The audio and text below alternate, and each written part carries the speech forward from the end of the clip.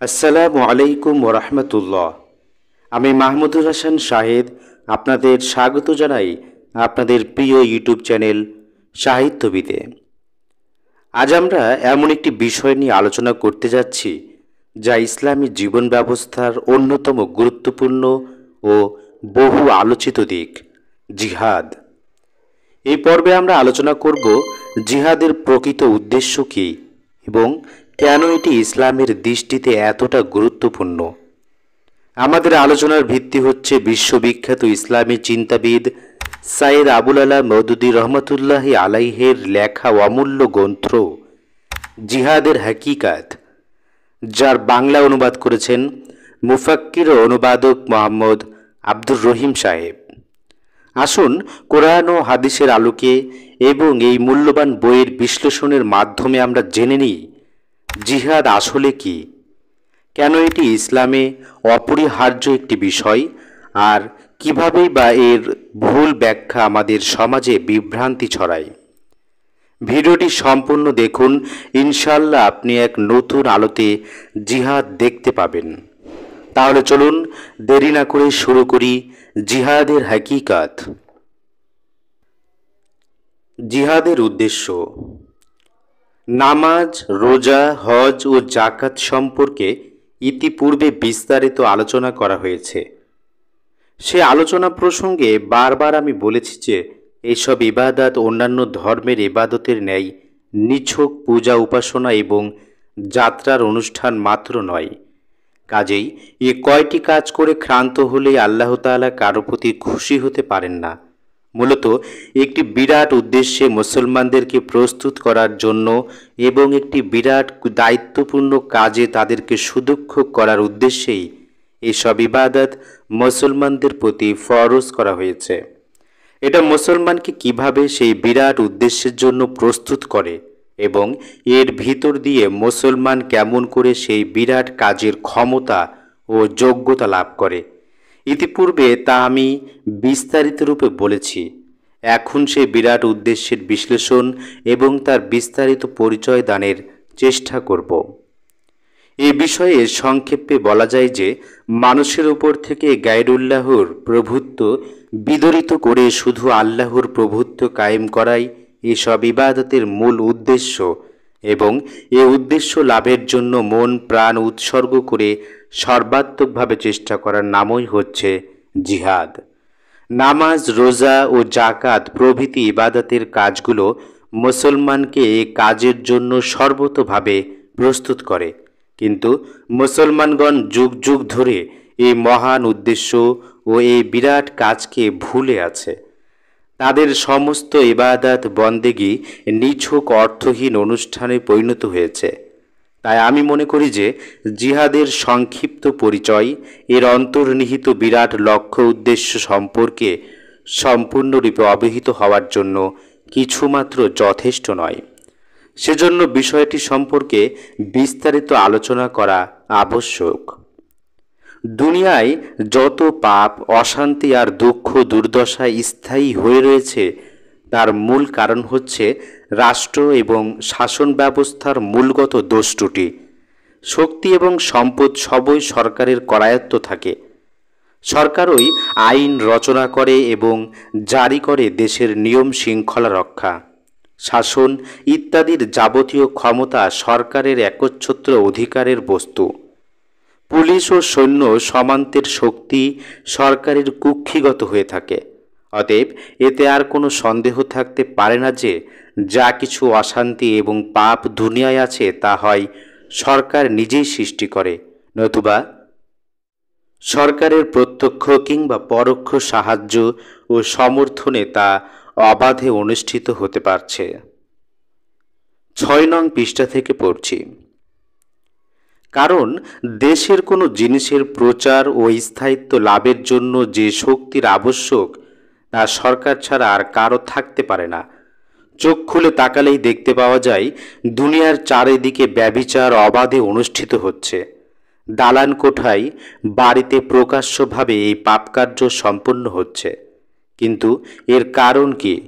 এর একমাত্র কারণ এই যে রাষ্ট্র ও সরকার কর্তৃপক্ষের দৃষ্টিতে ব্যভিচার বিশেষ কোনো অপরাধ নয়, বরং তারা নিজেরাই এই কাজে লিপ্ত হয়ে আছে এবং অন্যকেও সেই দিকে টেনে নিয়ে যাচ্ছে। নতুবা সরকার যদি এই পাপানুষ্ঠান বন্ধ করতে চায়, তবে এটা এত নির্ভীকভাবে চলতে পারে না। অন্যদিকে সুদের কারবার অব্যাহতভাবে চলছে। ধনী লোকগণ গরিবদের বুকের তাজা রক্ত চুষে তাদেরকে সর্বশান্ত করে দিচ্ছে। কিন্তু প্রশ্ন এই যে, এটা কেমন করে হতে পারছে? শুধু এই যে সরকার নিজেই সুদ খায় এবং সুদখোরদের সাহায্য ও সমর্থন করে। সরকারের আদালতসমূহ সুদের ডিগ্রি দেয় এবং তাদের সহায়তা পায় বলে চারিদিকে বড় বড় ব্যাংক আর সুদখোর মহাজন মাথা উঁচু করে দাঁড়িয়ে আছে। বর্তমান সময়ে দুনিয়ায় বিভিন্ন দেশে ও সমাজে লজ্জাহীনতা ও চরিত্রহীনতা দিন দিন বৃদ্ধি পাচ্ছে। এরও একমাত্র কারণ এই যে সরকার নিজেই লোকদেরকে এরূপ শিক্ষা দিচ্ছে এবং তাদের চরিত্রকে এরূপেই গঠন করছে। চারিদিকে মানব চরিত্রের যে নমুনা দেখা যাচ্ছে, সরকার তাই ভালোবাসে এবং পছন্দ করে। এমত অবস্থায় জনগণের মধ্যে যদি সম্পূর্ণ আলাদা ধরনের কোনো শিক্ষা ও নৈতিক চরিত্র গঠনের চেষ্টা করতে চায়, তবে তাতে সফলতা লাভ করা সম্ভব হতে পারে না। কারণ সেজন্য যে উপাদান একান্ত অপরিহার্য তা সংগ্রহ করা সরকারি লোকদের পক্ষে সাধারণত সম্ভব হয় না। আর বিশেষ প্রচেষ্টার পর তেমন কিছু লোক তৈরি করতে পারলেও প্রচলিত সমাজ ও রাষ্ট্র ব্যবস্থায় তাদের নিজ নিজ আদর্শের উপর সুদৃঢ়ভাবে টিকে থাকা মুশকিল হয়ে পড়ে। যেহেতু জীবিকা উপার্জনের যত উপায় আছে এবং এই ভিন্নতর চরিত্র বিশিষ্ট লোকদের বেঁচে থাকার যতগুলো পন্থা থাকতে পারে, তার সবগুলোরই বন্ধ দরজার চাবিকাঠি সাম্প্রতিক বিকৃত ও গোমরাহা সরকারের হাতেই নিবদ্ধ রয়েছে। দুনিয়ায় সীমা সংখ্যাহীন খুন, জখম ও রক্তপাত হচ্ছে। মানুষের বুদ্ধি এবং জ্ঞান আজ গোটা মানুষকে ধ্বংস করার উপায় উদ্ভাবনে নিযুক্ত হয়ে আছে। মানুষের হাড়ভাঙা পরিশ্রমলব্ধ প্রয়োজনীয় দ্রব্য সামগ্রী আজ আগুনে জ্বালিয়ে ভস্ম করা হচ্ছে। মানুষের অসংখ্য মূল্যবান জীবনকে মূল্যহীন মাটির পাত্রের ন্যায় ও মানসিকভাবে সংহার করা হচ্ছে। কিন্তু এটা কেন হয়? হওয়ার কারণ শুধু এটাই যে মানব সন্তানের মধ্যে যারাই সর্বাপেক্ষা বেশি শয়তান প্রকৃতির ও চরিত্রহীন, তারাই আজ দুনিয়ার জাতিসমূহের নেতা হয়ে বসেছে এবং কর্তৃত্ব ও প্রভুত্বের সার্বভৌম শক্তি নিজেদেরই কুক্ষিগত করে নিয়েছে। 7 নং পৃষ্ঠা থেকে পড়ছি। আজ শক্তি সামগ্রিকভাবে তাদের কর্তলগত, তাই তারা আজ দুনিয়াকে যেদিকে চালাচ্ছে, দুনিয়া সেদিকেই চলতে বাধ্য হচ্ছে। জ্ঞান বিজ্ঞান, ধন সম্পদ, শ্রম মেহনত এবং জীবন ও প্রাণের ব্যবহার এবং প্রয়োগ ক্ষেত্রে তারা যা কিছু নির্দিষ্ট করে দিয়েছে, তাতেই আজ সব উৎসর্গকৃত হচ্ছে। দুনিয়ায় আজ জুলুম ও অবিচারের প্রবল রাজত্ব চলছে। দুর্বলের জীবন বড়ই দুঃসহ হয়ে পড়েছে। এখানকার আদালত বিচারালয় নয়, এটা আজ বানিয়ার দোকান বিশেষে পরিণত হয়েছে। এখানে আজ কেবল টাকা দিয়ে বিচার ক্রয় করা হয়। মানুষের কাছ থেকে আজ জোর জবরদস্তি করে ট্যাক্স আদায় করা হয়। সে ট্যাক্সের পরিমাণেও কোনো সীমা সংখ্যা নেই এবং সরকার তা উচ্চ কর্মচারীদেরকে রাজকীয় বেতন ও ভাতা দেয়ার, উজির দূতের টি পার্টির আর ককটেল পার্টি দেয়ায়, বড় বড় দালান কোঠা তৈরি করায়, লড়াই সংগ্রামের জন্য গোলাবারুদ ও অস্ত্রশস্ত্র সংগ্রহ করায় এবং এই ধরনের অসংখ্য অর্থহীন কাজে গরিবদের রক্ত পানি করে উপার্জিত অর্থ সম্পদ নির্বিচারে খরচ করছে। সুদখোর মহাজন, জমিদার, রাজা এবং সর্দার উপাধি প্রাপ্ত এবং উপাধি প্রার্থী রাজন্যবর্গ, গদিনসীন পীর ও পুরোহিত, সিনেমা কোম্পানির মালিক, মদ ব্যবসায়ী, অশ্লীল পুস্তক পত্রিকা প্রকাশক এবং বিক্রেতা এবং জুয়ারি প্রভৃতি অসংখ্য লোক আজ আল্লাহর সৃষ্ট অসহায় মানুষের জান, মাল, ইজ্জত, আবরু, চরিত্র ও নৈতিকতা সব কিছু ধ্বংস করে ফেলছে।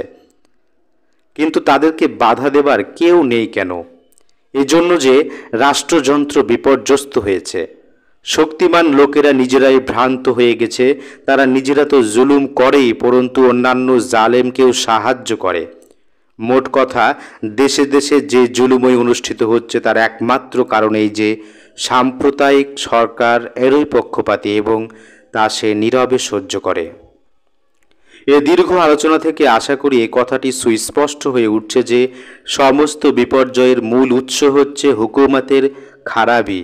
মানুষের মত ও চিন্তার খারাপ হওয়া, আকিদা বিকৃতি হওয়া, মানবীয় শক্তি প্রতিভা ও যোগ্যতার ভ্রান্ত পথে অপচয় হওয়া, ব্যবসা বাণিজ্য ও মারাত্মক নীতিপ্রথার প্রচলন হওয়া, জুলুম, নাইনসাফি ও কুৎসিত কাজকর্মের প্রসার লাভ হওয়া এবং বিশ্ব মানবের ক্রমশ ধ্বংসের দিকে এগিয়ে যাওয়া প্রভৃতি সবকিছুরই মূল কারণ একটি, এবং তা এই যে সমাজ ও সরকারের নেতৃত্ব শক্তি সবই আজ অনাচারী ও দুরাচারী লোকদের হাতে চলে গেছে।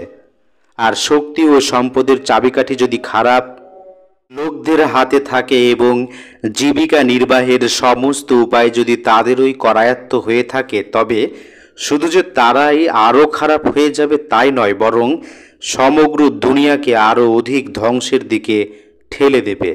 তাদের সাহায্য ও সমর্থনের সর্বব্যাপী বিপর্যয় আরও মারাত্মকভাবে জেগে উঠবে। বস্তুত তাদেরই হাতে শক্তি থাকা পর্যন্ত আংশিক সংশোধনের জন্য হাজার চেষ্টা করলেও তা সফল হতে পারে না, এ কথা একেবারে সুস্পষ্ট। ৮ নং পৃষ্ঠা থেকে পড়ছি। এই বুনিয়াদি কথাটি বুঝে নেয়ার পর মূল বিষয়টি অতি সহজেই বোধগম্য হতে পারে। মানুষের দুরবস্থা দূর করে এবং আসন্ন ধ্বংস থেকে তাদেরকে রক্ষা করে এক মহান কল্যাণকর পথে পরিচালিত করার জন্য রাষ্ট্র ব্যবস্থা এবং সরকারের কর্মনীতিকে সুসংবদ্ধ করা ছাড়া দ্বিতীয় কোনো পথ হতে পারে না। একজন সাধারণ বুদ্ধির মানুষও একথা বুঝতে পারে যে যে দেশের লোকদের ব্যভিচার করার পূর্ণ স্বাধীনতা থাকবে, সেখানে ব্যভিচারের বিরুদ্ধে হাজার ওয়াজ করলেও তা কিছুতেই বন্ধ হতে পারে না। কিন্তু রাষ্ট্রশক্তি দখল করে যদি ব্যভিচার বন্ধ করার জন্য বল প্রয়োগ করা হয়, তবে জনসাধারণ নিজেরাই হারাম পথ পরিত্যাগ করে হালাল উপায় অবলম্বন করতে বাধ্য হবে। মদ, গাঁজা, সুদ, ঘুষ, অশ্লীল সিনেমা, বায়োস্কোপ, অর্ধনগ্ন পোশাক, নৈতিকতা বিরোধী শিক্ষা এবং এই ধরনের যাবতীয় পাপ প্রচলনকে নিছক ওয়াজ নসিহত দ্বারা বন্ধ করতে চাইলেই তা কখনো সম্ভব হবে না। অবশ্য রাষ্ট্রশক্তি প্রয়োগ করে বন্ধ করতে চাইলে অনায়াসে বন্ধ করা যাবে। যারা জনসাধারণকে শোষণ করে এবং তাদের চরিত্র নষ্ট করে, তাদেরকে শুধু মৌখিক কথা দ্বারা লাভজনক করবার থেকে বিরত রাখা যাবে না, কিন্তু শক্তি লাভ করে যদি এই অন্যায় আচরণ বন্ধ করতে চেষ্টা করা হয়, তবে অতি সহজেই সমস্ত পাপের দুয়ার বন্ধ হয়ে যাবে। মানুষের শ্রম, মেহনত, সম্পদ, প্রতিভা ও যোগ্যতা এই অপচয় যদি বন্ধ করতে হয় এবং সেগুলোকে সঠিক ও সুস্থ পথে প্রয়োগ করতে হয়, জুলুম বন্ধ করে যদি বিচার ইনসাফ কায়েম করতে হয়, দুনিয়াকে ধ্বংস এবং ভাঙনের করাল গ্রাস ও সর্বপ্রকার শোষণ থেকে রক্ষা করে মানুষকে যদি বাঁচাতে হয়, অধঃপতিত মানুষকে উন্নত করে সমস্ত মানুষকে যদি সমান মান সম্মান, শিক্ষা ও সংস্কৃতি দিয়ে প্রকৃত সাম্য প্রতিষ্ঠা করতে হয়, তবে তা শুধু মৌখিক ওয়াজ নসিহত দ্বারা এই কাজ কিছুতেই সম্ভব হতে পারে না। অবশ্য এই জন্য যদি রাষ্ট্রশক্তি প্রয়োগ করা হয়, তবে তা খুব সহজেই সম্পন্ন হতে পারে।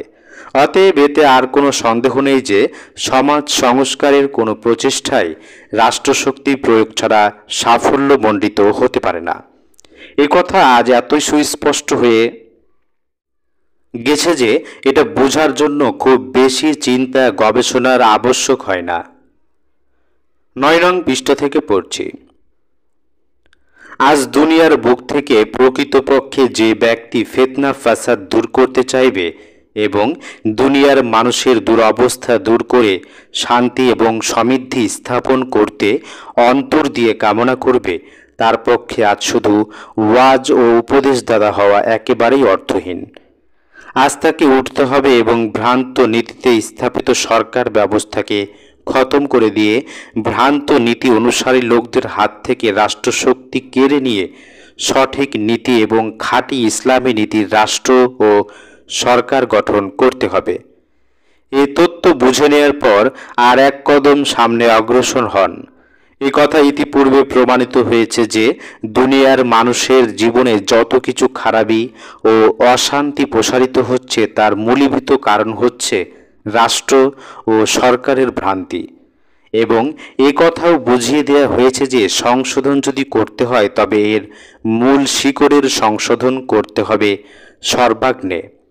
কিন্তু প্রশ্ন এই যে স্বয়ং রাষ্ট্র ও সরকারের দোষ ত্রুটির মূল কারণ কি এবং কোন মৌলিক সংশোধনের দ্বারা সেই বিপর্যয়ের দুয়ার চিরতরে বন্ধ করা যেতে পারে। এর একমাত্র জবাব এই যে আসলে মানুষের ওপর মানুষের প্রভুত্বই হচ্ছে সকল বিপর্যয়ের মূল কারণ। অতএব সংশোধনের একমাত্র উপায়স্বরূপ মানুষের উপর থেকে মানুষের প্রভুত্ব খতম করে দিয়ে আল্লাহর প্রভুত্ব কায়েম করতে হবে। এত বড় প্রশ্নের সংক্ষিপ্ত জবাব শুনে আশ্চর্যান্বিত হওয়ার কোনো কারণ নেই। বস্তুত এই প্রশ্নের জবাব সম্পর্কে যতই খোঁজ ও অনুসন্ধান করা হবে একটিমাত্র কথা এর সঠিক জবাব হতে পারে বলে বিবেচিত হবে। একটু চিন্তা করে দেখুন যে দুনিয়ার মানুষ বাস করে তা আল্লাহ তাআলা সৃষ্টি করেছেন না অন্য কেউ? পৃথিবীর এই মানুষকে আল্লাহ সৃষ্টি করেছেন না অন্য কেউ? মানুষের জীবনযাত্রা নির্বাহের এই মীমাংসা সংখ্যাহীন উপায় উপাদান আল্লাহ সংগ্রহ করে দেন না অন্য কোনো শক্তি? এই প্রশ্নগুলোর একটিমাত্র উত্তরই হতে পারে এবং এছাড়া অন্য কোনো উত্তর বস্তুতই হতে পারে না যে পৃথিবীর মানুষ এবং এই সমস্ত দ্রব্য সামগ্রী একমাত্র আল্লাহ তাআলাই সৃষ্টি করেছেন। অন্য কথায় এই পৃথিবী আল্লাহর, ধন সম্পদের একচ্ছত্র মালিক আল্লাহ, মানুষ একমাত্র আল্লাহরই প্রজা। এমতো অবস্থায় আল্লাহর রাজ্যে অপরের হুকুম চলবার কি অধিকার থাকতে পারে? আল্লাহর প্রজা সাধারণের উপর আল্লাহ ছাড়া অন্যের রচিত আইন কিংবা স্বয়ং প্রজাদের রচিত আইন কি করে চলতে পারে? দেশ ও রাজ্য হবে একজনের আর সেখানে আইন চলবে অপরের। মালিকানা হবে একজনের না আর মালিক হয়ে বসবে অন্য কেউ। 10 নং পৃষ্ঠা থেকে পড়ছি। প্রজা হবে একজনের আর তার উপর আধিপত্য ও কর্তৃত্ব প্রতিষ্ঠিত হবে অন্য কারো। মানুষের সুস্থ বিবেক বুদ্ধি একথা কেমন করে স্বীকার করতে পারে? বিশেষত এ কথাটাই প্রকৃত সত্যের সম্পূর্ণ পরিপন্থী।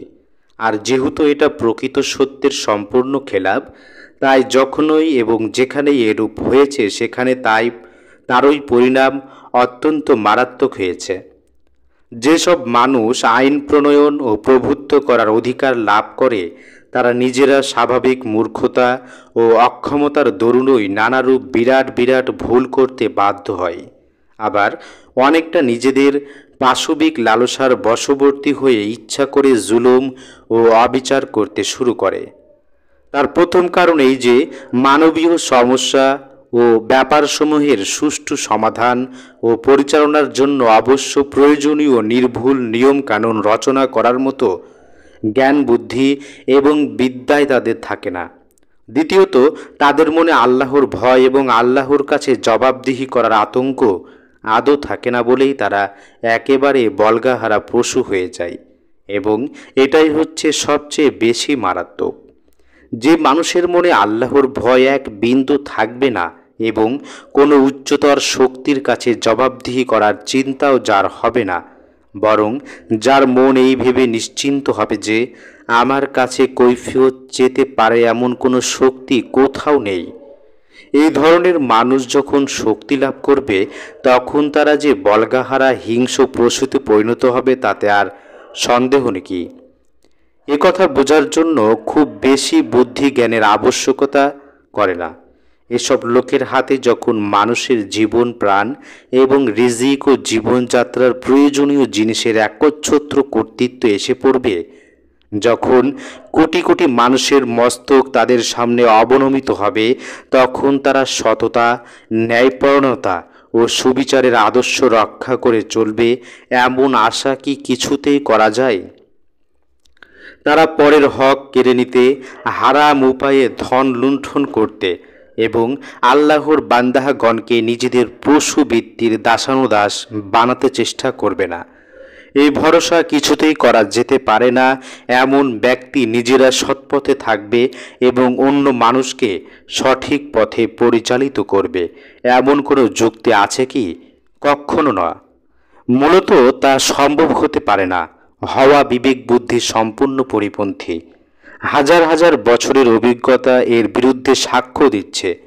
বর্তমান সময়েও যাদের মনে আল্লাহর ভয় ও পরকালের জবাবদিহির আতঙ্ক নেই, তারা শক্তি ও ক্ষমতা লাভ করে কত জুলুম, বিশ্বাসঘাতকতা ও মানবতার চরম শত্রুতা করতে পারে, তারা বাস্তব প্রমাণ চোখ খুললেই দেখতে পাওয়া যায়। 11 নং পৃষ্ঠা থেকে পড়ছি। কাজেই আজ রাষ্ট্র ব্যবস্থা ও শাসন পদ্ধতির গোড়াতেই সর্বাত্মক আঘাত হানতে হবে, অর্থাৎ মানুষের উপর থেকে মানুষের প্রভুত্ব ক্ষমতাকে নির্মূল করে তথা একমাত্র আল্লাহ তাআলার প্রভুত্ব ও আইন প্রণয়নের অধিকার স্থাপিত করতে হবে। অতঃপর যারাই আল্লাহর প্রভুত্বের বুনিয়াদে হুকুমত কায়েম করবে ও চালাবে, তারা নিজেরা কখনো রাজাধিরাজ ও একচ্ছত্র প্রভু হয়ে বসতে পারবে না। আল্লাহকে একমাত্র বাদশাহ স্বীকার করে তার প্রতিনিধি হয়েই তাদেরকে রাষ্ট্রীয় কাজ পরিচালনা করতে হবে। এ দায়িত্ব হলো তাদের কাছে আল্লাহর তরফ থেকে অর্পিত মহান আমানত। এ কথা তাদের অবশ্যই মনে করতে হবে যে শেষ পর্যন্ত একদিন না একদিন তাদের এই আমানতের হিসেব দিতে হবে সেই মহান আল্লাহর সমীপে, যিনি গোপন ও প্রকাশ্য সব কিছুই জানেন। রাষ্ট্রের বুনিয়াদী আইন হবে আল্লাহর দেয়া বিধান, কারণ তিনি সব কিছুরই নিগুড় তত্ত্ব সম্পর্কে সম্পূর্ণ অবহিত। সকল জ্ঞানের উৎস একমাত্র তিনিই। তাই তার আইন ও বিধানের এক বিন্দু পরিবর্ধন করার ক্ষমতা বা অধিকার কারও থাকবে না। তাহলে তারা মানুষের মূর্খতা, স্বার্থপরতা এবং অবাঞ্ছিত পাশবিক লালসার অনধিকার চর্চা থেকে চিরকাল সুরক্ষিত থাকতে পারবে। ইসলামে মূল সংশোধনের দায়িত্ব নিয়েই দুনিয়ায় এসেছে।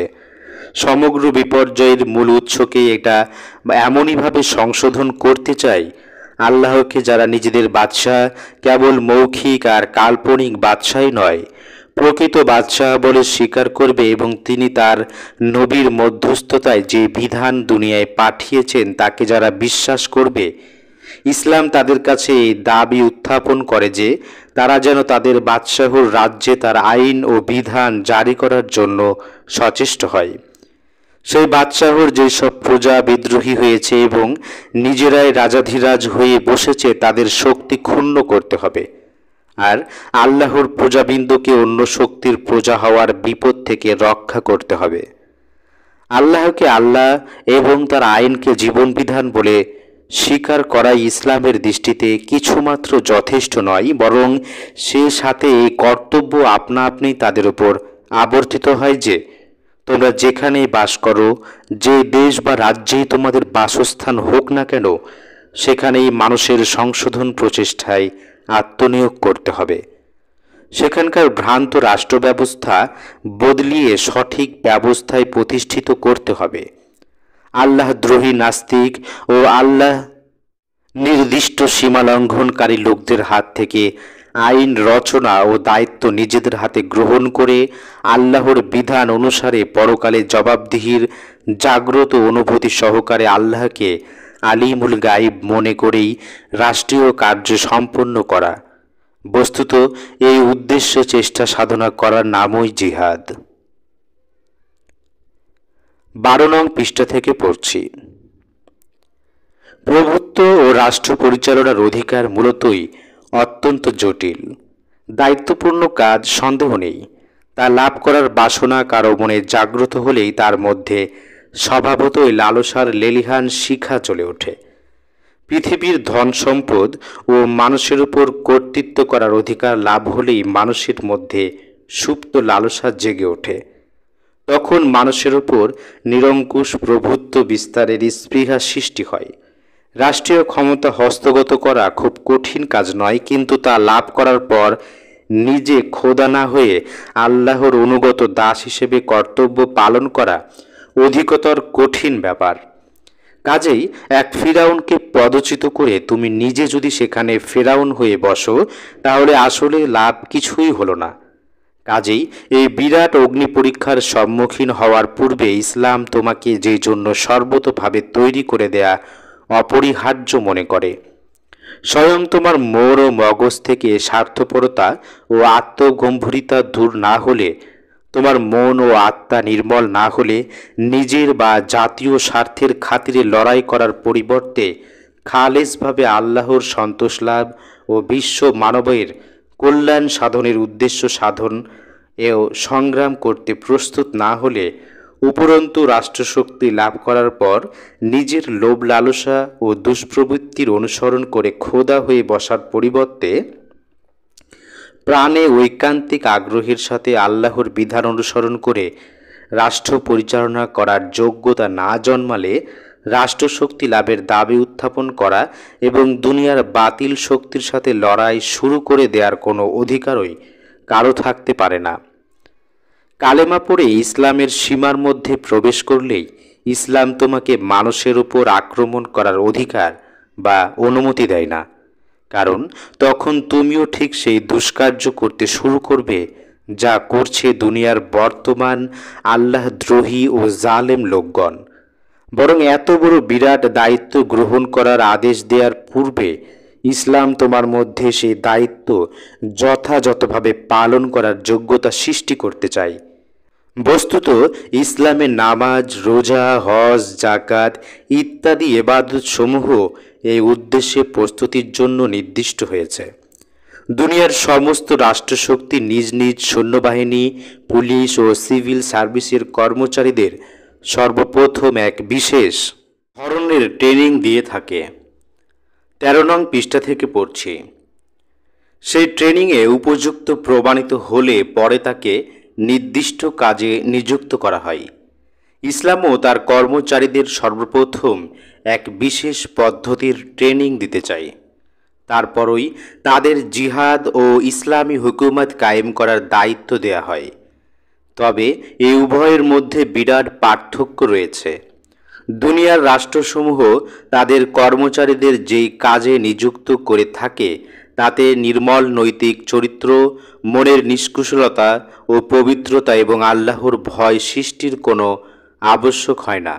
এজন্য তাদেরকে কেবল সুদক্ষ করে তোলারই চেষ্টা করা হয়। আর সুদক্ষ হওয়ার পর সে যদি ব্যভিচারী হয়, মদ্যপায়ী হয়, বেঈমান ও স্বার্থপর হয়, তবুও তাতে কোনোরূপ আপত্তির কারণ নেই। কিন্তু ইসলাম তার কর্মীদের উপর যে কাজের দায়িত্ব অর্পণ করে তা আগাগোড়া সবই হচ্ছে একান্তভাবে নৈতিক কাজ।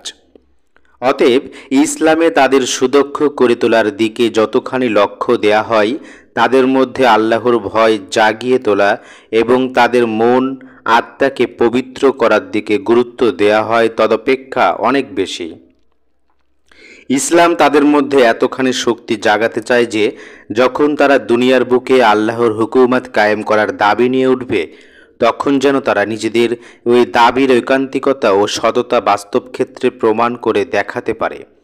তারা যেন কখনোই নিজেদের ধন দৌলত, জমি জায়গা, দেশ ও রাজ্য, সম্মান ও প্রভুত্ব লাভ করার জন্যই লড়াই না করে। তারা যেন খাঁটিভাবে আল্লাহর উদ্দেশ্যে লড়াই করে, আল্লাহর কোটি কোটি বান্দার জন্য লড়াই করে।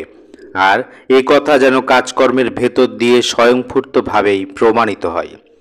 তারা বিজয়ী হলে যেন অহংকারী, দাম্ভিক ও আল্লাহদ্রোহী না হয়, তখনও যেন তাদের বিনয়াবনত মস্তক আল্লাহর সামনে অবনমিত থাকে। তারা শাসক হলে মানুষকে যেন তারা নিজেদের দাসানুদাসে পরিণত না করে, বরং নিজেরাই যেন আল্লাহর গোলাম হয়ে জীবনযাপন করে, আর অন্যান্য মানুষকেও যেন একমাত্র আল্লাহর দাস বানাতে চেষ্টা করে। তারা রাষ্ট্রের ধন ভাণ্ডার হস্তগত করলে থাকলে তা যেন কেবল নিজের বা নিজের বংশের কিংবা জাতীয় লোকদের পকেট বোঝাই করার কাজে উজাড় করে না দেয়। তারা যেন আল্লাহর ধন ভাণ্ডারকে তারই বান্দাদের মধ্যে সুবিচার ও ন্যায়পরায়ণতার সাথে বন্টন করে দেয় এবং একজন খাঁটি আমানতদারের ন্যায় এ কথা স্মরণ রেখে কাজ করে যে এক অদৃশ্য চোখ তাকে নিশ্চয়ই লক্ষ্য করেছে। ওপরে কেউ আছে যার দৃষ্টি হতে সে কিছুতেই লুকিয়ে থাকতে সক্ষম নয় এবং তারই কাছে তাকে এক মহান পয়সার হিসেব দিতে হবে। বস্তুত মানুষকে এ উদ্দেশ্যে তৈরি করা ইসলামের নির্দিষ্ট এই ইবাদতগুলো ছাড়া অন্য কোনো উপায়ে সম্ভব হতে পারে না। আর ইসলাম মানুষকে এভাবে গঠন করে বলে এখন তোমরা দুনিয়ার বুকে আল্লাহর নেক ও সালেহ বান্দা। তোমরা সামনে অগ্রসর হও, লড়াই সংগ্রাম করে আল্লাহদ্রোহী লোকদেরকে রাষ্ট্রীয় কর্তৃত্ব থেকে বিচ্যুত করো এবং সকল ক্ষমতা ও অধিকার নিজেদের হস্তগত করে নাও। 14 নং পৃষ্ঠা থেকে পড়ছি।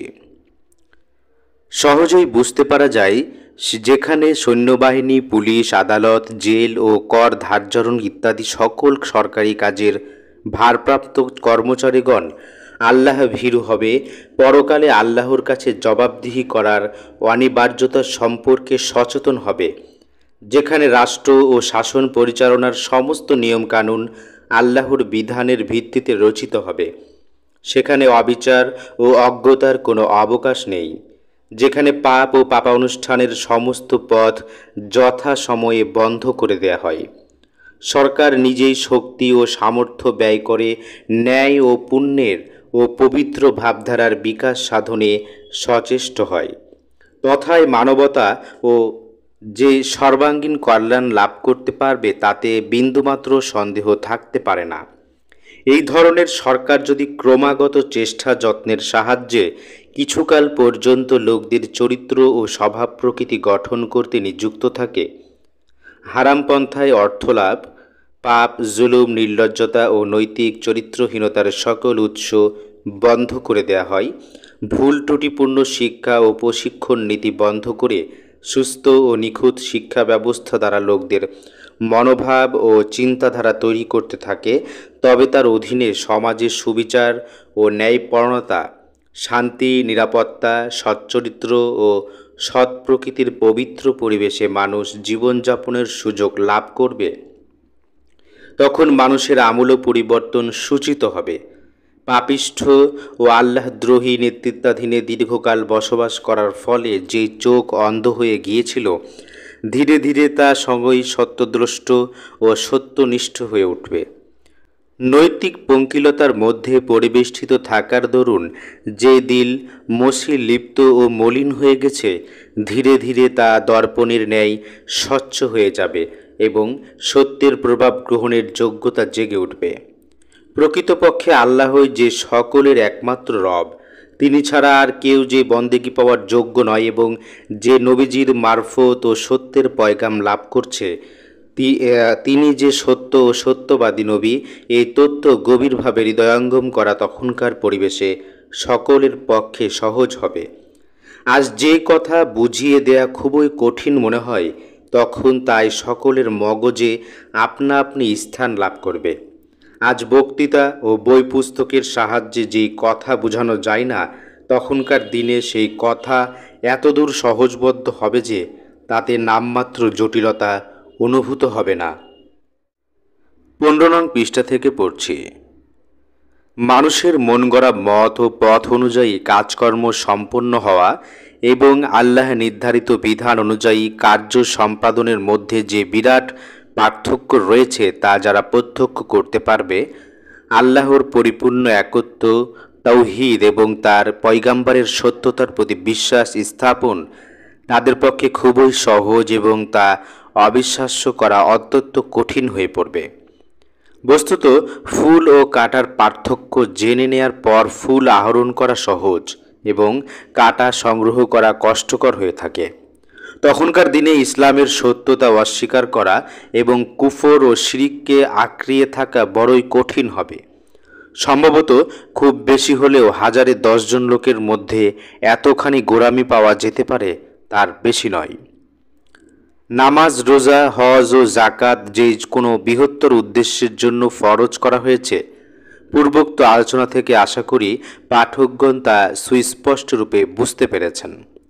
যদিও আজ পর্যন্ত এগুলোকে নিছক পূজা অনুষ্ঠানের ন্যায় মনে করা হয়েছে এবং দীর্ঘকাল পর্যন্ত এই ভ্রান্ত ধারণায় বদ্ধমূল করে রাখা হয়েছে। এটা যে একটি বিরাট ও উচ্চতর কাজের জন্য প্রস্তুতির উদ্দেশ্যেই বিধিবদ্ধ হয়েছে তা আজ পর্যন্ত প্রচার করা হয়নি। এ কারণেই মুসলমানগণ নিতান্ত উদ্দেশ্যহীনভাবে এই অনুষ্ঠান উদযাপন করে আসছে, কিন্তু মূল কাজের জন্য প্রস্তুত হওয়ার কোনো ধারণাই মনের মধ্যে জাগ্রত হয়নি।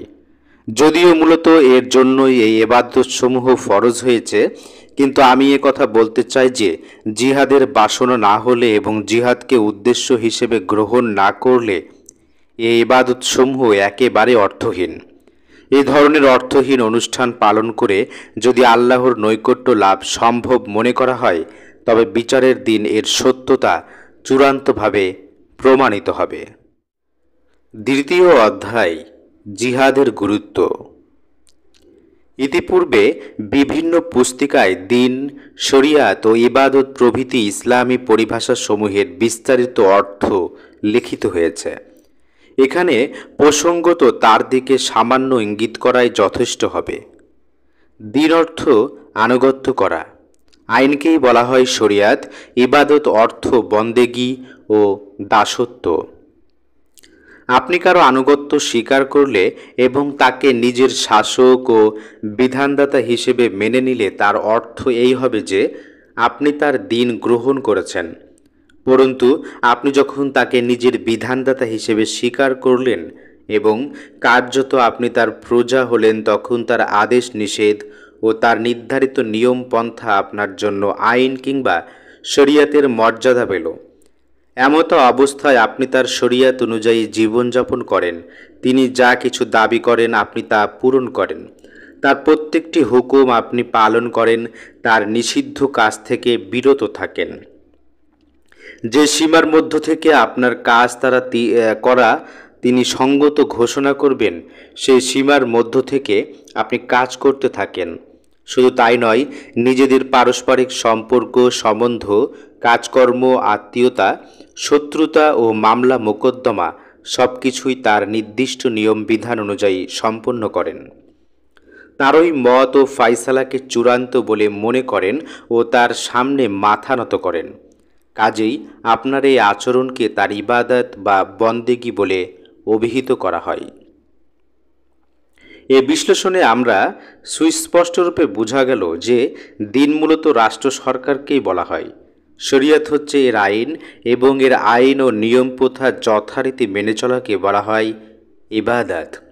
আপনি যাকে শাসক ও নিরঙ্কুশ রাষ্ট্রকর্তারূপে মেনে তার অধীনতা স্বীকার করবেন, আপনি মূলত তার ওই দিনের অন্তর্ভুক্ত হবেন।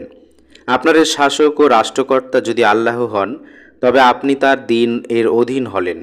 তিনি যদি কোনো রাজা বাদশাহ হন, তবে বাদশাহর দিনকে আপনার কবুল করা হবে।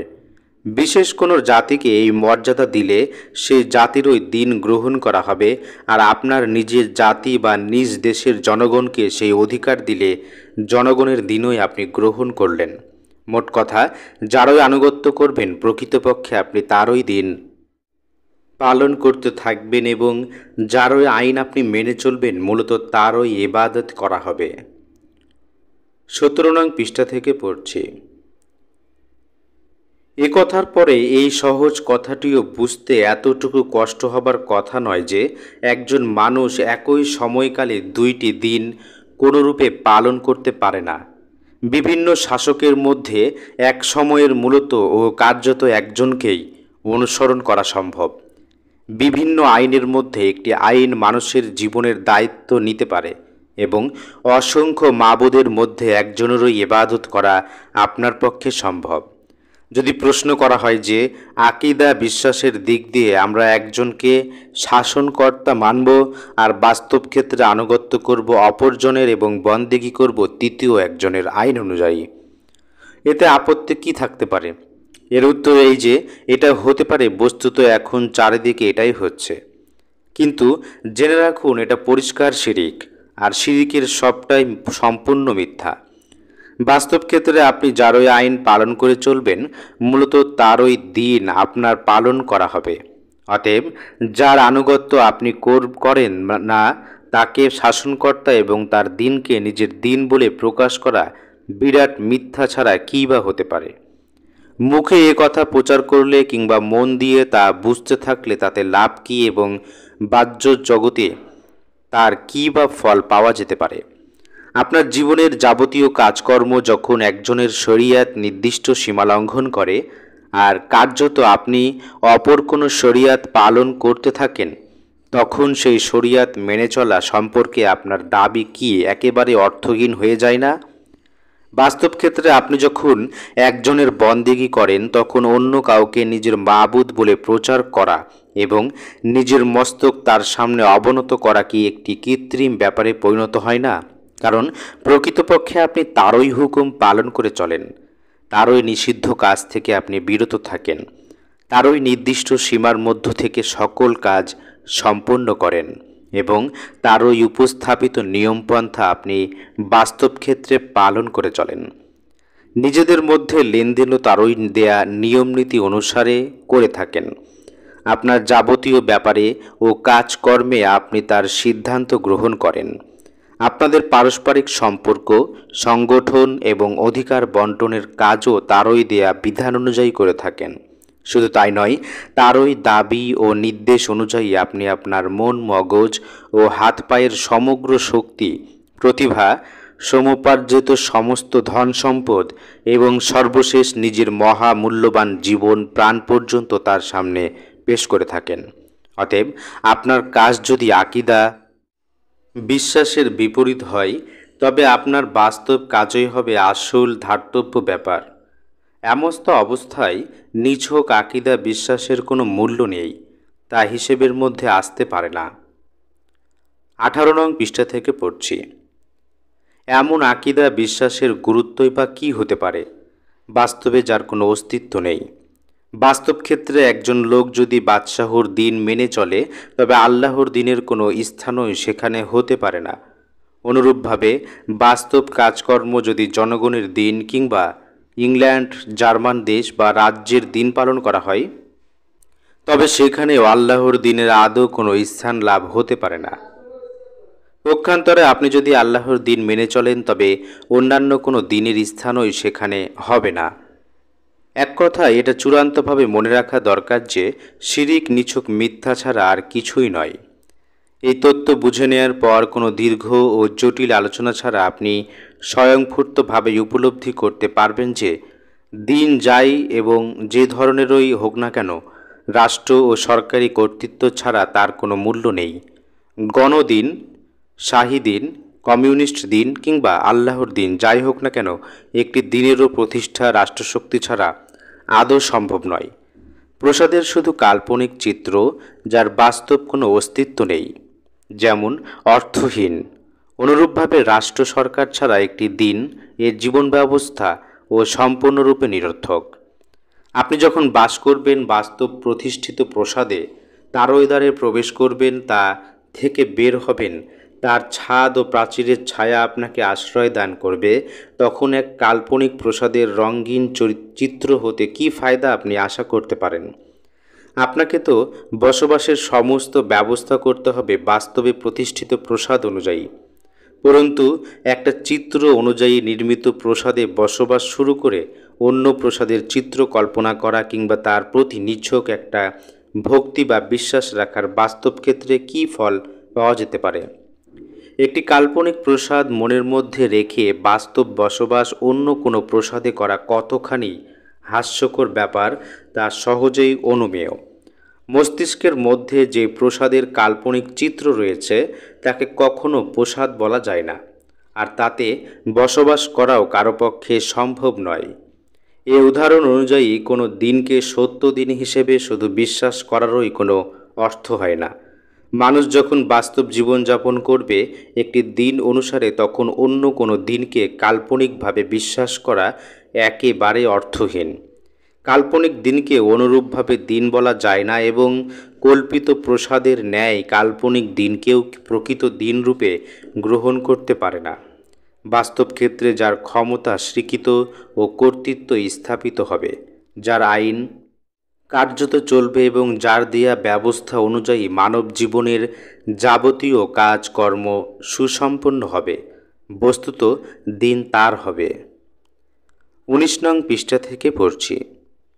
অতএব প্রত্যেক দিন স্বভাবতই নিজের রাষ্ট্র প্রতিষ্ঠার দাবি রাখে এবং দিন এজন্যই হয় যে তা যে ক্ষমতাকে প্রতিষ্ঠিত করতে চায়, বন্দেগী, দাসত্ব ও আইন পালনও একমাত্র তারই হবে।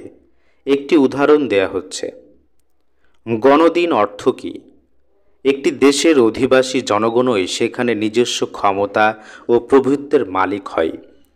তাদের নিজেদের রচিত আইনই তাদের ওপর জারি হয় এবং দেশের সমগ্র অধিবাসী সম্মিলিতভাবে নিজেদের গণশক্তির আনুগত্য ও দাসত্ব করে। বস্তুত তাই হচ্ছে গণদিন বা গণতান্ত্রিক রাষ্ট্র।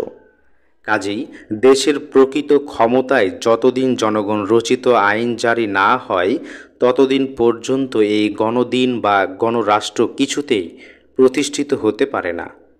প্রতিষ্ঠিত হলো বলে মনে করাও যায় না। কিন্তু জনগণের পরিবর্তে দেশের শক্তি প্রভুত্ব যদি কোনো ভিন্ন জাতি কিংবা কোনো বাদশাহ করায়ত্ত করে নেয় এবং সারা দেশে তারই রচিত আইন জারি হয়, তবে গণদিনের অস্তিত্ব কোথায় থাকবে? সেখানে কেউ যদি গণদিন বা রাষ্ট্রের প্রতি বিশ্বাস রাখে তবে তার কী মূল্য হতে পারে? কারণ যতক্ষণ পর্যন্ত বাদশাহ কিংবা ভিন্ন জাতির দিন প্রতিষ্ঠিত থাকবে ততদিন সেই গণরাষ্ট্রের অনুসরণ করতে পারে না। শাহে দিনের কথায় ধরা যাক, এই দিন অনুযায়ী যে বাদশাহ উচ্চারণকর্তা ও প্রভু নির্ধারিত হয় তার আনুগত্য ও ইবাদত করা এবং তার আইন বাস্তবে জারি করাই তার মূল লক্ষ্য। তাই যদি না হয় তবে বাদশাহকে বাদশাহ মানলে এবং তাকে শ্রেষ্ঠ প্রভু স্বীকার করলে বাস্তবে কী লাভ হবে? বাস্তব ক্ষেত্রে যদি গণদিন বা গণরাষ্ট্র কিংবা ভিন্ন জাতির শাসন স্থাপিত হয় তাহলে শাহী দিন থাকলো কোথায়? তার অনুসরণই বা কে করতে পারে? বেশি দিনের কথা নয়, এ দেশে অধুনা তিরোহিত ইংরেজদের দিন বা রাষ্ট্র সম্পর্কে চিন্তা করলে বিষয়টি সুস্পষ্ট হয়ে ওঠে। ইংরেজদের শক্তি ও প্রভুত্বের মারফতে ভারত শাসন আইন ও দেওয়ানি আইন জারি ছিল বলেই তো এই দিন চলছিল। দেশবাসীর সমস্ত কাজকর্ম ইংরেজের নির্ধারিত নিয়ম পদ্ধতিতে সম্পন্ন হতো। সকল মানুষ তারই হুকুম মাথা নত করে পালন করত। এই দিন এতখানি শক্তি সহকারে যতদিন পর্যন্ত স্থাপিত ছিল ততদিন পর্যন্ত এখানে অন্য কোনো দিনের বস্তুতই কোনো স্থান ছিল না। ফৌজদারি দ্বন্দ্ববিধি ও দেওয়ানি কার্যবিধি রহিত হয়ে গেলে এবং ইংরেজদের আইন পালনও কার্যত তার দাসত্ব না করা হলে ইংরেজ রাষ্ট্র বা দিন কোথায় থাকবে? 20 নং পৃষ্ঠা থেকে পড়ছি। বস্তুত দিন ইসলামের অবস্থাও ঠিক এরূপ। এই দিনের মূল কথাই এই যে পৃথিবীর মালিক ও সমগ্র মানুষের একমাত্র বাদশাহ হচ্ছেন আল্লাহ তাআলা। কাজেই আনুগত্য ও দাসত্ব একমাত্র তারই করতে হবে এবং তার দেয়া শরিয়ত অনুযায়ী মানব জীবনের সকল প্রকার কাজকর্ম সম্পন্ন করতে হবে। ইসলাম কর্তৃক স্থাপিত এই মত উচ্চতর ক্ষমতা ও প্রভুত্ব একমাত্র আল্লাহর। কেবলমাত্র এই জন্যই পেশ করা হয়েছে যে পৃথিবীতে একমাত্র আল্লাহরই আইন চলবে, অন্য কারো নয়। আদালতের বিচার তার বিধান অনুযায়ী হবে, পুলিশ তারই বিধান জারি করবে, লোকদের পারস্পরিক যাবতীয় কাজকর্ম লেনদেন ইত্যাদি তার বিধান অনুসারে সম্পন্ন হবে। তারই মর্জি অনুযায়ী কর নির্ধারিত হবে, তার ব্যয়ও হবে একমাত্র তারই দেয়া রীতিনীতি অনুযায়ী। সিভিল সার্ভিস এবং সৈন্য বিভাগ তারই হুকুমের অধীন হবে। সকল লোক ভয় করবে, অন্তরের সাথে মসিহি করে চলবে। দেশের প্রজা সাধারণ একমাত্র তারই অনুগত হবে। এক কথায় মানুষ আল্লাহ ভিন্ন কারো দাসত্ব বরণ করবে না। অতএব এটা সুস্পষ্ট কথা যে খাঁটি ইসলামী হুকুমত প্রতিষ্ঠিত না হলে উক্ত উদ্দেশ্যে কিছুতেই লাভ করা যেতে পারে না। অন্য কোনো দিনের সাথে এর কোনো সামঞ্জস্য নেই, অংশীদারিত্বও নেই। আর সত্য কথা এই যে কোনো দিনই অন্য দিনের অংশীদারিত্ব বরদাস্ত করতে পারে না। অন্যান্য দিনের ন্যায় দিন ইসলামও এ দাবি করে যে ক্ষমতা ও প্রভুত্ব নিরঙ্কুশভাবে কেবলমাত্র আমারই হবে এবং অন্যান্য প্রত্যেকটি দিনই আমার সামনে অবনত পরাজিত থাকবে। অন্যথায় আমার অনুসরণ কি করে সম্ভব হতে পারে? আমার দিন গণদিন হবে না, শাহী দিনও হবে না, কমিউনিস্ট দিন হবে না, অপর কোনো দিনের অস্তিত্ব থাকবে না। পক্ষান্তরে অন্য কোনো দিনের অস্তিত্ব থাকলে আমি থাকব না। তখন আমাকে শুধু মুখেই সত্য বলে স্বীকার করলে কোনো বাস্তব ফল পাওয়া যাবে না। কোরআন মাজিদ বারবার এই কথাই ঘোষণা করেছে। লোকদের শুধু এ হুকুমই দেয়া হয়েছে, এছাড়া অন্য কোনো নির্দেশ দেয়া হয়নি যে তারা সকল দিক থেকে মুখ ফিরিয়ে একমাত্র আল্লাহর দ্বীনকে কায়েম করে একনিষ্ঠভাবে তারই ইবাদত করবে। সূরা আল বাইয়িনা আয়াত ৫। ২১ নং পৃষ্ঠা থেকে পড়ছি। তিনি তার রাসূলকে হেদায়েতের বিধান ও সত্য দিন সহকারে প্রেরণ করেছেন, এজন্য যে একে সমগ্র দিনের উপর জয়ী করে দেবেন, যদিও শিরিক বাদীগণ এটা মোটেও বরদাস্ত করে না। সূরা আত-তাওবা আয়াত ৩৩। তাদের বিরুদ্ধে লড়াই করো যতদিন না ফিতনা নির্মূল হয়ে যায় এবং দিন সমগ্রভাবে আল্লাহ তাআলারই স্থাপিত হয়। সূরা আনফাল আয়াত ৩৯। আল্লাহ ছাড়া আর কারো হুকুম দেওয়ার অধিকার নেই। তারই নির্দেশ এই যে স্বয়ং আল্লাহ ছাড়া আর কারো দাসত্ব করো না। সূরা ইউসুফ আয়াত ৪০। যে ব্যক্তি নিজের রবের সাক্ষাৎ লাভ করতে ইচ্ছুক সৎকাজ করা এবং রবের ইবাদতের ব্যাপারে অপর কাউকে শরিক না করা তার একান্তই কর্তব্য। সূরা আল কাহাফ আয়াত ১১০। যারা দাবি করে যে তোমার প্রতি এবং তোমার পূর্ববর্তী নবীদের প্রতি আল্লাহর তরফ থেকে যা নাজিল হয়েছে তার প্রতি তারা বিশ্বাস স্থাপন করেছে, তাদের এই বৈষম্য তুমি লক্ষ্য করনি যে তারা তাগুত এর কাছে নিজেদের বিচার ফায়সালা চায়, অথচ তাকে অস্বীকার ও অমান্য করার নির্দেশ তাদেরকে দেয়া হয়েছিল। আমরা যে রাসূলই পাঠিয়েছি আল্লাহর অনুমতিক্রমে তার অনুসরণ করার উদ্দেশ্যেই তাকে পাঠিয়েছি। সূরা আন-নিসা আয়াত ৬০ থেকে ৬৪। ২২ নং পৃষ্ঠা থেকে পড়ছি। ইবাদত, দ্বীন ও শরিয়তের পূর্বোক্ত ব্যাখ্যার পরিপ্রেক্ষিতে কোরআনের এই আয়াতসমূহের মূল অর্থ ও ভাবধারা অনুধাবন করতে পাঠকদের আদৌ অসুবিধা হওয়ার কথা নয়। ইসলামে জিহাদের এতদূর গুরুত্ব কেন, তাও পূর্বোক্ত আলোচনায় সুস্পষ্ট হয়ে উঠেছে। অন্যান্য ধর্ম ও দ্বীনের ন্যায় শুধু সত্য বলে মেনে নিলেই এবং এই আকীদা ও বিশ্বাসের বাহ্যিক নিদর্শন স্বরূপ শুধু পূজা উপাসনার অনুষ্ঠান পালন করলেই আল্লাহর দ্বীন সন্তুষ্ট হতে পারে না। কারণ অন্য কোনো দ্বীনের অধীন থেকে আল্লাহর দ্বীনের আনুগত্য ও অনুসরণ করা আদৌ সম্ভব নয়। অন্য কোনো দ্বীনের সংমিশ্রণে তার অনুসরণ অসম্ভব। অতএব আল্লাহর এই দ্বীনকে যদি বাস্তবিকই সত্য দ্বীন বলে বিশ্বাস করেন, তবে তাকে বাস্তব ক্ষেত্রে প্রতিষ্ঠিত করার উদ্দেশ্যে প্রাণপণ সাধনা ও সংগ্রাম করা ভিন্ন অন্য কোনো উপায় থাকতে পারে না। এই সাধনা ও সংগ্রামের ফলেই ইসলাম কায়েম হবে, অন্যথায় এই প্রচেষ্টায় নিযুক্ত থেকে জীবন দান করতে হবে। বস্তুত এটা একটি শাশ্বত মানদণ্ড, এতে আপনার ঈমান ও আকীদার সত্যতার যাচাই হতে পারে। ইসলামের প্রতি আপনার যথার্থ ঈমান থাকলে অপর কোনো দ্বীনের অধীন থেকে শোক নিন্দায় অচেতন থাকা আপনার পক্ষে অসম্ভব হবে। তার খেদমত করা এবং তার বিনিময়ে লব্ধ জীবিকার কিছুমাত্র স্বাদ গ্রহণ করা তো কোনো কথাই উঠতে পারে না। দ্বীন ইসলামকে একমাত্র সত্য হিসেবে মেনে নেয়ার পর অন্য কোনো দ্বীনের অধীন আপনার জীবন যদি অতিবাহিত হয়, তবু আপনার শয্যা কণ্টকাকীর্ণ, খাদ্য বিষাক্ত ও তিক্ত বিবেচিত হবে এবং আপনার এই সত্য দ্বীন প্রতিষ্ঠার জন্য প্রাণপণ সাধনা না করে এক বিন্দু স্বস্তিও আপনি লাভ করতে পারবেন না।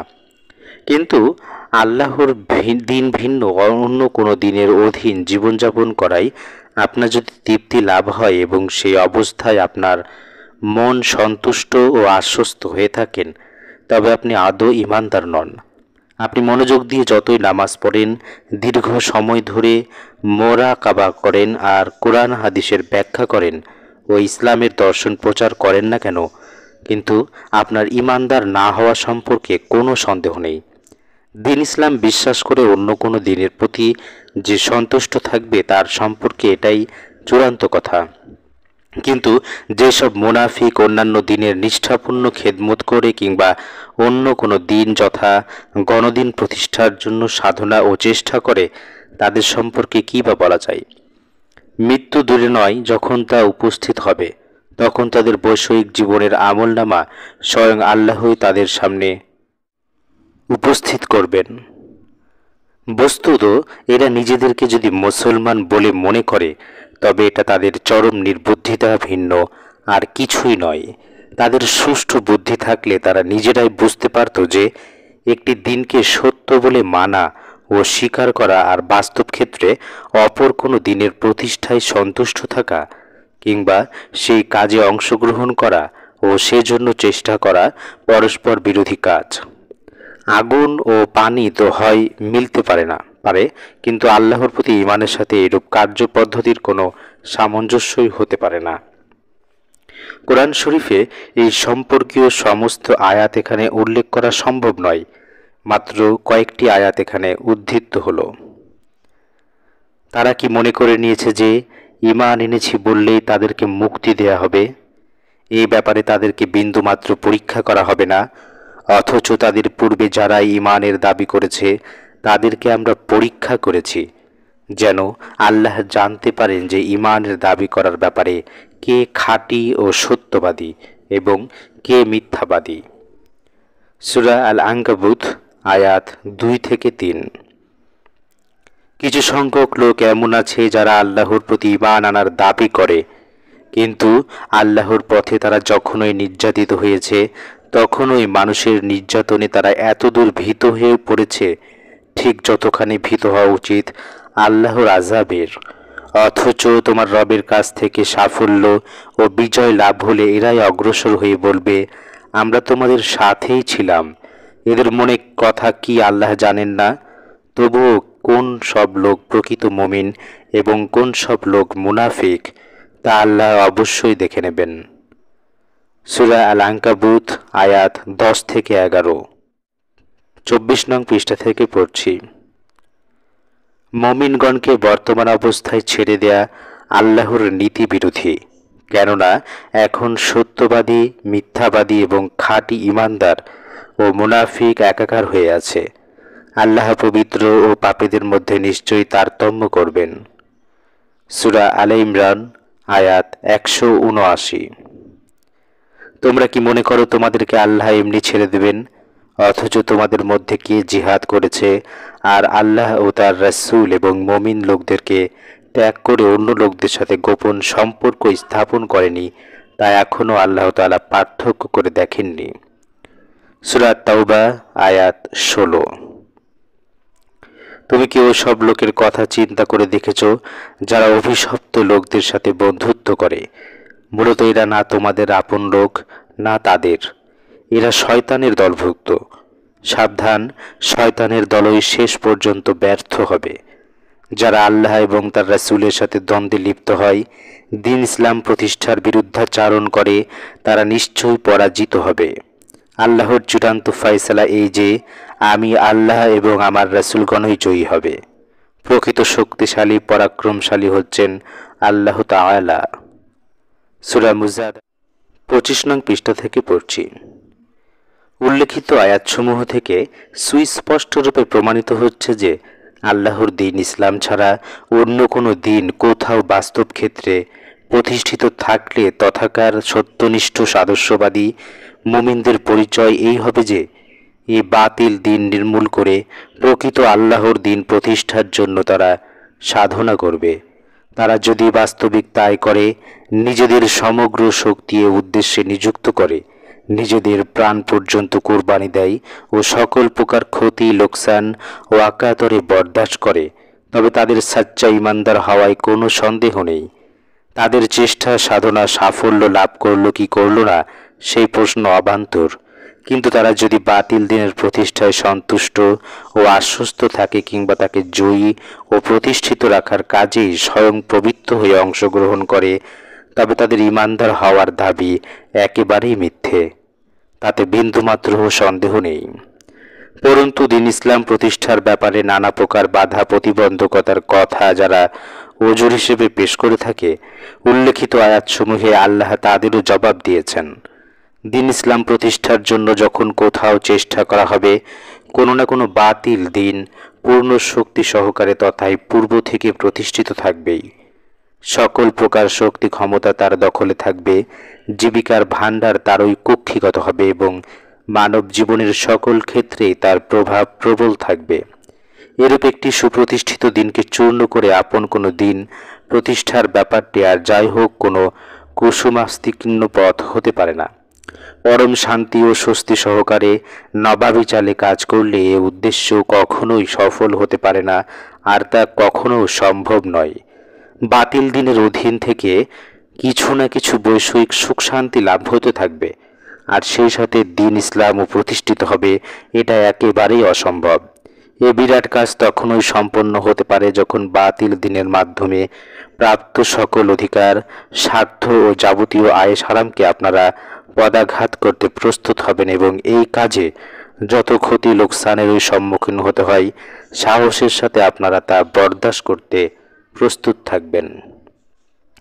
বস্তুত যারা এই কঠোর সাধনা করতে প্রস্তুত থাকবে, আল্লাহর পথে জিহাদ করা কেবলমাত্র তাদের দ্বারাই সম্ভব হতে পারে।